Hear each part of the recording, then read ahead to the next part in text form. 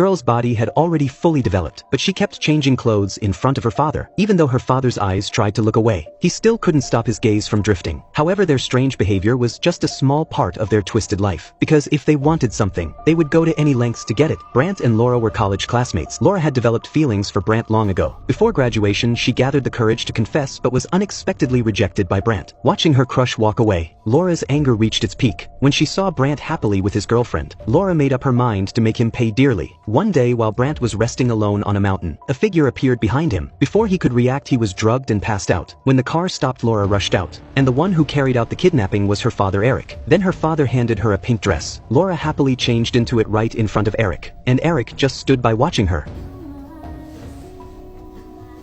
Pretty as a picture.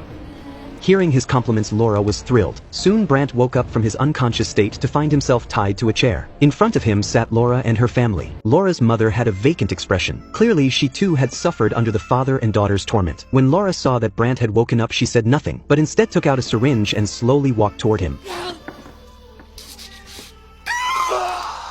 Then Laura sat on Brant's lap. Her father snapped a photo capturing the scene, but they weren't satisfied yet. They even brought her mother over to sit on Brant's lap. For fun, Laura yanked her mother's hair. Hearing her scream, Laura felt deeply satisfied. At dinner, Laura tried to feed Brant a chicken leg. When he refused to open his mouth, she shot her father a displeased look. Her father understood. He picked up a hammer and smashed it onto the table. Under the threat of violence, Brant had no choice but to comply. But this wasn't the end.